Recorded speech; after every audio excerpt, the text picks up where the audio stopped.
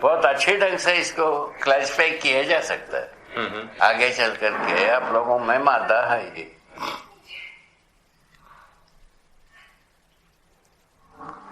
तो बोध तो क्रमिक है, ऐसा बात हुई बाबा। अनुभव भी क्रमिक है क्या? अनुभव एक साथ होता है। ये जो वास्तविक में क्रमिक जो बात होता है साक्षात्कार। साक्षात्कार के बोध के तुरंत बाद अनुभव होता है। बोध संपूर्णता की होती है। अभी आदमी सुनता है बोध हो गया मानता है, ऐसा हुआ नहीं रहता। संपूर्णता जब समझ में आता है तब जा करके अध्ययन होता है, तब बोध हुआ। बोध के पश्चात अनुभव होता है। ऐसा क्रमिकता जो है ना साक्षात्कार में ज्यादा से ज्यादा।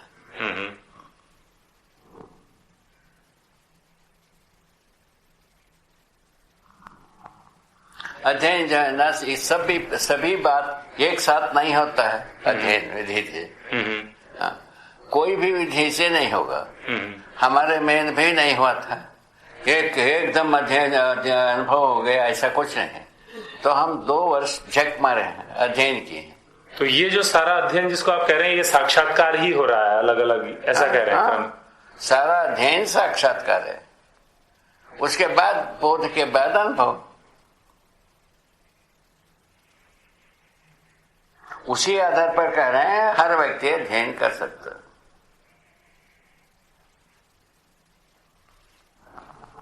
ये नहीं होता तो हम कहां से कहते? तो अनुभव अपने आप में एक प्रकार की एक तृप्ति, एक संतुष्टि की ही स्थिति है। वही जानने मानने की तृप्ति बिंदु नाम दिया। उसमें कोई एडिशनल बात एडिशनल बोध से या वो मिशनल दोनों नहीं है उसमें। बोध से ज्यादा या कुछ कम नहीं है, वो पर्याप्त है। एक प्रकार की तृप्ति ही है। वही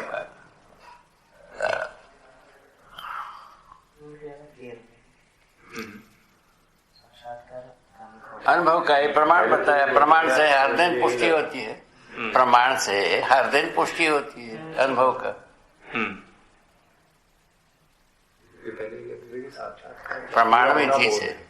प्रमाण विधि से अनुभव का पुष्टि होती ही रहती है। उस ढंग से मानव को संतुष्टि की निरंतरता बना रहता है।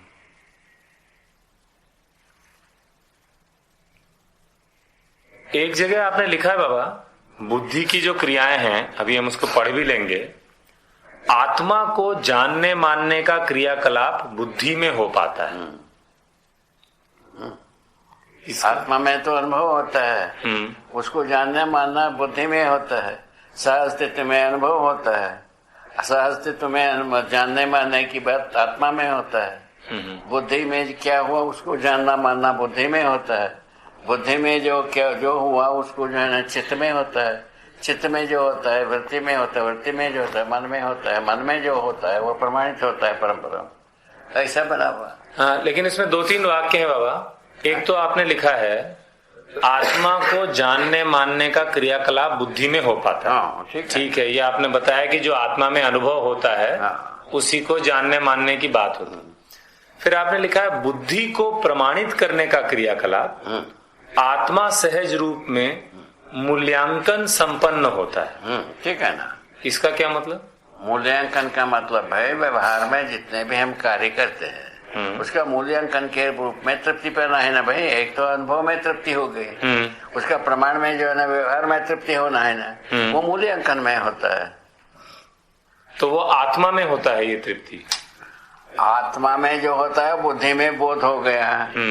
आत्मा में जो हुआ प्रमाणित होने की स्थिति में जो तृप्ति होना है व्यवहार में संकल्प के द्वारा, वो मूल्यांकन विधि से होता है।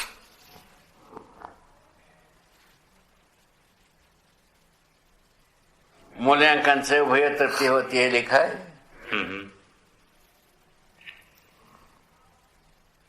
और इसी में एक लाइन आगे आप लिखते हैं बुद्धि को पहचानने की क्रिया है? बुद्धि को पहचानने की क्रिया चित्त में होती है। यही साक्षात्कार है। प्रमाणों का साक्षात्कार हो गया। प्रमाणों का अनुभव का जो बोध हुआ ना भाई, अनुभव का बोध होने से अनुभव का साक्षात्कार हुआ। अध्ययन से अस्तित्व में वस्तु का, अनुभव का उसके बाद में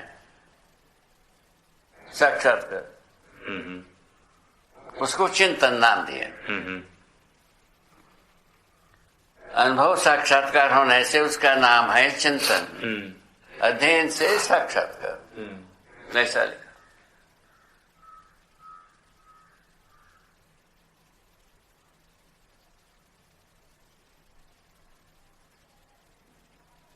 उसी प्रकार चित्त का जो साक्षात्कार इसमें होता है, वृत्ति में, ठीक है ना।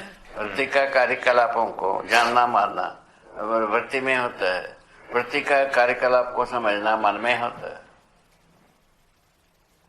ऐसे पूरा जीवन में इस ढंग से अनुभव रंग जाता है।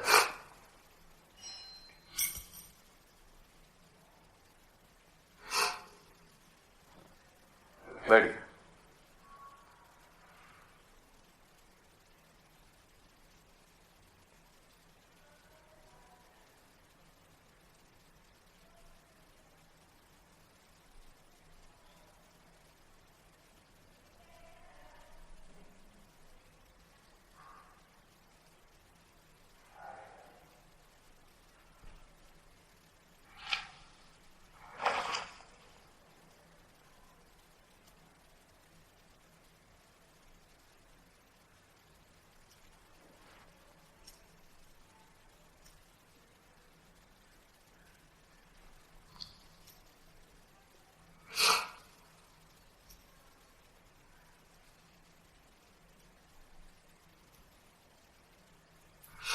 और कुछ अच्छी बात,